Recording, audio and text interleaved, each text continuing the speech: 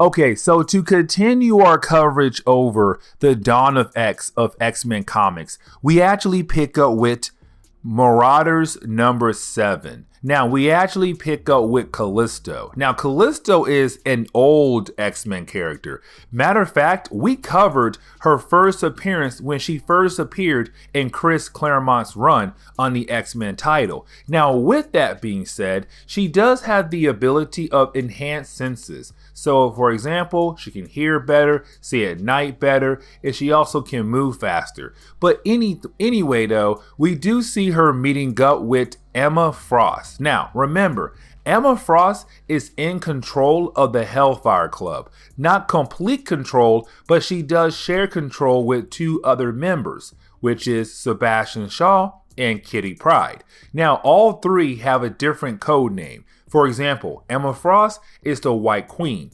Sebastian Shaw is the Black King, and Kitty Pryde is the Red Queen. Now, with that being said, this is Emma Frost trying to recruit Callisto into the Hellfire Club organization.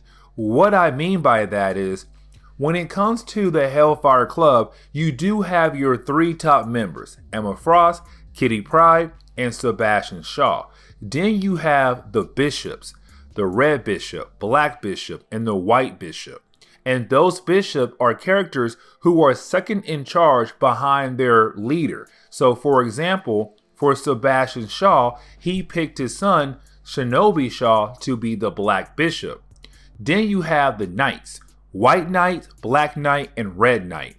These 3 knights are kind of like protecting their queen or king and their bishops. And this is Emma Frost saying, Callisto, I want you to be the White Knight to deal with any problems that could cause me harm. But on top of that, you're going to be used for different things down the road. And so it's Emma Frost trying to make her list of characters on her group get bigger and bigger so that sooner or later she can push Sebastian Shaw out of the Hellfire Club. And you do have Callisto say, yes, I'll actually join the Hellfire Club as your White Knight. But getting back to the present day, you do have the Marauders arriving back to Krakoa's Island. Now, of course, the home of the New Mutant Nation. Now, as soon as they arrive in the present day, they are confronted by Callisto. Now, this is Callisto asking them, hey, where is the Red Queen? Where she's at? And you have Bishop say, she should have been here a long time ago, like before we got back from Manipur. So what do you mean that she's not back? Because no one knows that Sebastian Shaw has actually killed Kitty Pryde. That took place back in Marauders number 6. And so no one knows that she's technically dead at the moment. And so now you have everyone worried about where in the world is Kitty Pryde? Is she okay? Is she alive? What happened to her? Now, we do pick up with an evil organization known as Hominis Verendi. Now, remember, this is basically an evil version of the Hellfire Club. It's a bunch of kids pretending that they are on the same level as the Hellfire Club. Now, right now, they're trying to bring down Krakoa. And the reason why? Because they were hired to do that by some past enemies of the Marauders. Now, with that being said, we do see them meeting up with the ambassador of Russia.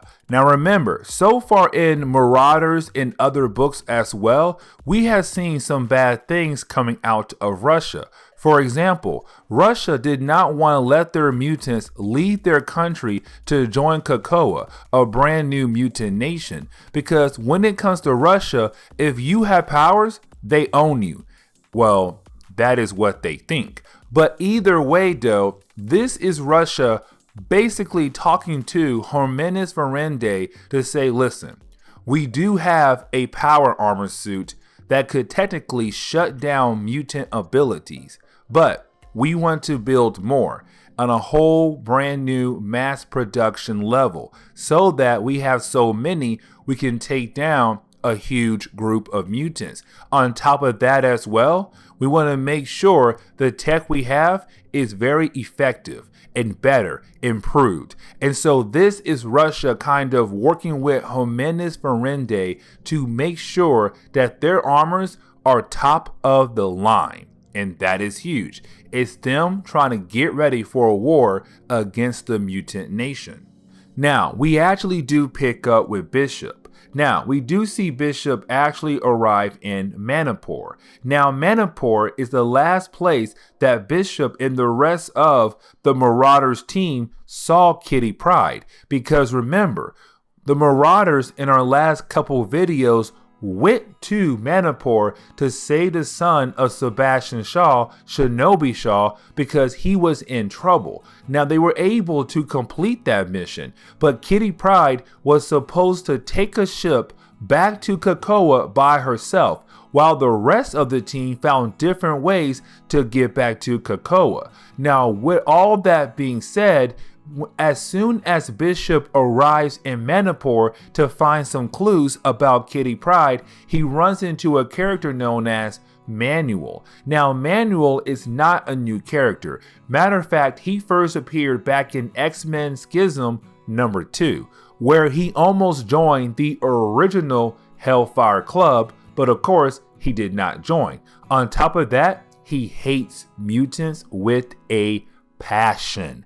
And so Bishop takes him out. But as soon as Bishop does that, Bishop learns about a ship that is right now in Manipur in one of their many ports. And for Bishop, he's kind of like, okay, there's a ship that this guy here has a letter about. I need to go investigate and hopefully learn what in the world is happening in Manipur. 2, who is this new evil organization? And 3, what happened to Kitty Pryde? And so we do see him being able to sneak on the ship as a soldier, and it's him hoping to learn more about what happened to Kitty Pryde. Now, we actually do pick up with Callisto. Now, we do see Callisto teleporting to meet up with a character known as Mask. Now, the reason why we're focusing on these two characters is one, it's basically Marvel reminding us that Callisto and Mask used to be part of an organization known as the Morlocks.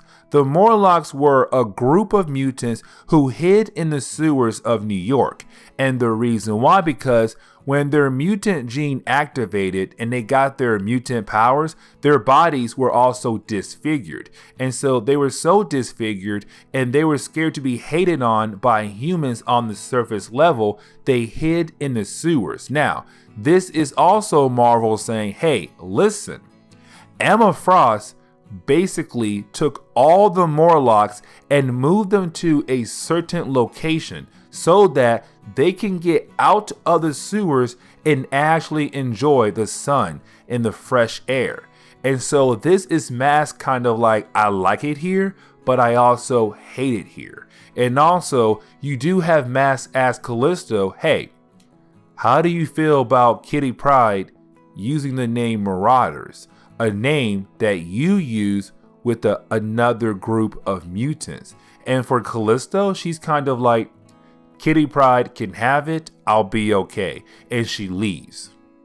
But then we pick up with the Quiet Council. Now remember, the Quiet Council is basically a group of mutants who make the big decisions for the entire mutant nation. Now with that being said though, of course one person is missing, and that person is Kitty Pryde, because Emma Frost worked so hard to get Kitty Pryde on the Quiet Council, and now she is missing. And so you have everyone wondering, where in the world is Kitty Pryde? We want to have this meeting, but we can't because she's not here. Now you do have Emma Frost say, oh, she just told me that she's basically busy. She got caught up with something, so she can't be here. But then you have Sebastian Shaw play around and kind of like, oh, she's busy, is she? Because the Quiet Council don't know that she's dead. On top of that, Sebastian Shaw is the only one who knows that she is dead. But this is Emma Frost kind of like, I kind of have an idea that you did something to get her killed. And so now we have a war between the White Queen and the Black King. But to wrap up today's comic book video, we actually do pick up back in Manipur. And the reason why is because we pick up with some fishermen that were able to fish out the pet dragon of Kitty Pryde. And the pet dragon Loki is alive. And with him being alive, the big question is now, wait, is Kitty Pryde alive? Because the dragon was dragged down in the water with Kitty Pryde. If he's alive, is she alive? That is the big question, and that is where we are going to end today's comic book video. So please leave me a like down below and subscribe. Also, if you have any suggestions on books I should read, well, please let me know in the comments below, because you never know, your suggestion could be a future video down the road. But I do hope you enjoyed today's comic book video. Later, guys.